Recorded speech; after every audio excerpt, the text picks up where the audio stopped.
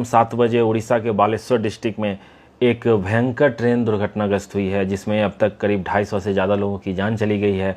लगभग 1200 से ज़्यादा लोग घायल हैं। इसका अभी ऑफिशियल फिगर आना बाकी है, लेकिन अंदाज़ा लगाया जा रहा है कि ये जो आप कैजुअल्टी देख रहे हैं इसकी संख्या बढ़ने वाली है, क्योंकि आप इस तस्वीर से अंदाज़ा लगा सकते हो ये ट्रेन इतनी ज़ोर से दुर्घटनाग्रस्त हुई है और इसमें 3 ट्रेन इन्वॉल्व है। अब आप ये समझने की कोशिश कीजिए कि आखिर ये ट्रेन दुर्घटनाग्रस्त हुआ कैसे। इसमें मानवीय भूल है या सिस्टम फेल्योर हो गया, या अब इसका जिम्मेदार कौन, इसकी जिम्मेदारी लेगा कौन। आप समझ सकते हो ये इतना बड़ा दुर्घटना होने के कारण जो इतने सारे लोगों की जान गई है उसके जिम्मेदार कौन होंगे। मैं आपको बता दूं 12841 शालीमार चेन्नई एक्सप्रेस, जो कि शालीमार से आके चेन्नई की ओर जा रही थी, और दूसरी ट्रेन हमारी Bangalore SMBT sir M Visvesvaraya terminal से निकल के हावड़ा की ओर जा रही थी। दोनों पैसेंजर ट्रेन है, फुल्ली पैक्ड रहती है। इसमें जो लोग रहते हैं स्लीपर कोचेज में, इसकी अगर हालत देखोगे तो आप अगर 72 सीट है तो लगभग 150 से ज़्यादा लोग रहते हैं स्लीपर कोच में, क्योंकि वेटिंग वाले रहते हैं,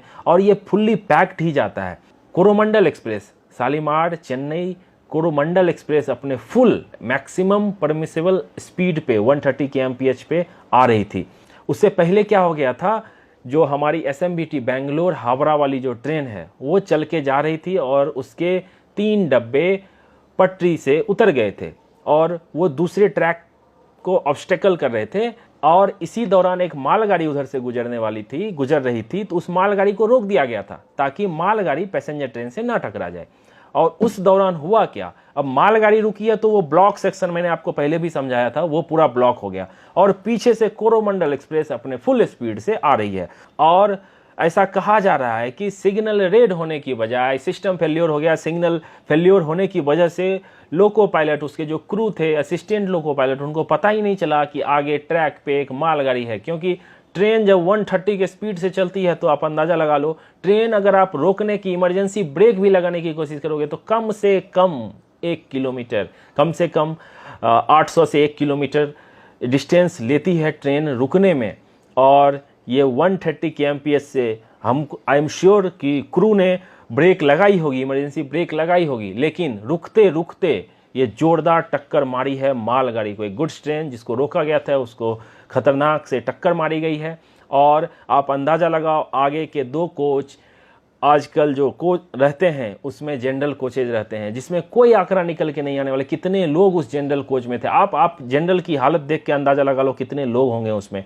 और इसके 17 डब्बे बेपटरी हो गए कोरोमंडल एक्सप्रेस के, और 7 डब्बे की बहुत बुरी हालत है एक कोच में, अंदाज़ा लगा लो। और मैं तो सोच नहीं पा रहा हूँ कि हम इस दुख की घड़ी में हमारी संवेदनाएं उस परिवार के साथ है जिनके परिवार के लोगों की जान चली गई है, घायल हैं। जो घायल हैं मैं उनके स्पीडी रिकवरी की कामना करता हूं, जल्दी से रिकवर हो जाए। इस पर जो भी अपडेट आती रहेगी मैं आपको बताता रहूँगा। मैं थैंक्स कहना चाहूँगा उड़ीसा में जो बालेश्वर के लोग हैं उनका भी, वो रात भर लगे रहे इस रेस्क्यू ऑपरेशन में, साथ देते रहे। जो NDRF और जो बाकी ऑफिशियल थे उनको सपोर्ट करते रहे। हॉस्पिटल में लाइन लगी हुई है लोगों का ब्लड देने के लिए, वो अपना ब्लड देने के लिए, क्योंकि आपको पता है कितने अभी सारे अस्पताल पैक हो गए हैं। बहुत सारे लोगों को भुवनेश्वर, कटक रेफर किया जा रहा है। और ये रेल मंत्री हमारे अश्विनी वैष्णव साहब साइट पे पहुंचने वाले हैं, वो किसी भी समय पहुंच सकते हैं। और ये टोल जो है, ये जो आंकड़ा है, ये धीरे धीरे बढ़ता ही जा रहा है और ये भयानक होता जा रहा है। इतिहास में, रेलवे के इतिहास में ये सबसे बड़ी दुर्घटना हो सकती है। मैं आपको बता दूं आज अभी हाल फिलहाल में ये दुर्घटना इतनी बढ़ क्यों रही है। अभी बात की जा रही थी जो कवच सिस्टम रहेगा, अगर कवच लगा रहेगा ट्रेन में तो आमने सामने अगर ट्रेन रही या एक ही ट्रैक पे रही तो अचानक उसमें ब्रेक लग जाएगी, डिस्टेंस पे ही ब्रेक लग जाएगी और कोई दुर्घटना नहीं हो सकता है। तो ये सिस्टम आने में अभी बहुत टाइम लगने वाला है। कुछ ट्रेनों में ये लगाया गया है, लेकिन इसको सारी जगह इंप्लीमेंट करने में बहुत टाइम लगने वाला है। एक अच्छी बात इसमें लोग कह रहे हैं, जो ये LHB वाली कोच थी जिसके कपलिंग सिस्टम काफ़ी अच्छे होते हैं, लेकिन फिर भी सोचो ये जो विजुअल देख के आप अंदाज़ा लगाओ कि कितना भयंकर घटना हुई है। हमारी SMBT हावड़ा वाली जो ट्रेन थी जो डिरेल हो गई थी, तो उसके साइड में भी साइड कोलाइड हो गई, क्योंकि मालगाड़ी में टक्कर मारी, उसके बाद ट्रेन बेपटरी हुई और साइड में वो ट्रेन भी थी उसमें जाके टकराई है। तो ये काफ़ी भयंकर हादसा है। इसमें कहा जा रहा है इनके क्रू की जान चली गई है, लेकिन एक कुछ लोग कह रहे हैं कि LAP शायद सरवाइव कर गए हैं। वो काफ़ी क्रिटिकल कंडीशन में घायल थे, 130 में टक्कर मारी है। आप सोचो, अंदाज़ा लगाओ, आप ट्रेन से कूद भी नहीं सकते हो, कुछ नहीं कर सकते हो। इसमें क्रू की जान गई है, इसमें रेलवे की लापरवाही मैं कह सकता हूँ, सिस्टम फेल्योर या जो भी हो, इसमें उच्च स्तरीय जांच बैठेगी।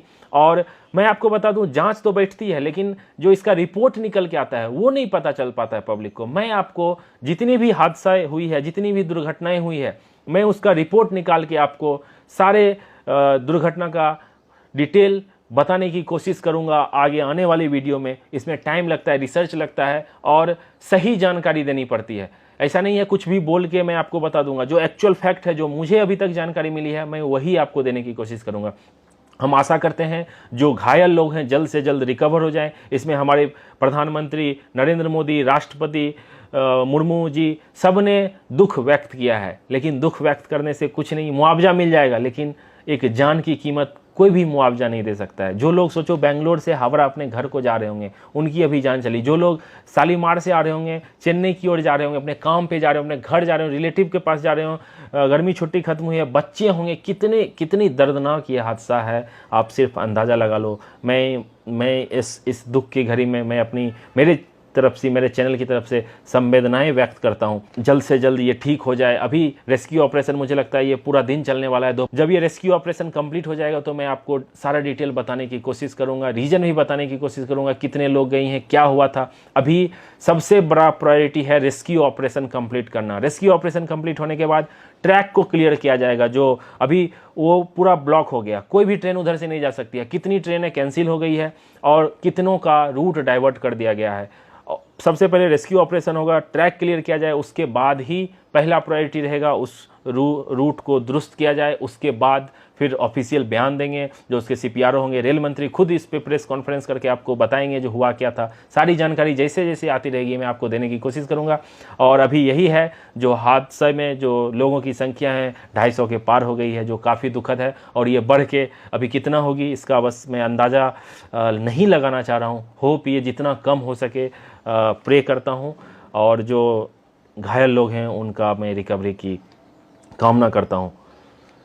जल्द ही आपको अपडेट देता रहूँगा, कमेंट में अपडेट देता रहूँगा, और वीडियो बना के या स्टोरी लगा के मैं आपको अपडेट देता रहूँगा। इस पूरे घटना पे मेरी नज़र कल रात से ही है और मुझे अभी वीडियो बनाने का मौका मिला आपके लिए और आपको ये जानकारी देने के लिए। मिलते हैं जल्द ही अगली वीडियो में, तब तक अपना ख्याल रखिए, अपने परिवार का ख्याल रखिए। Bye bye, take care.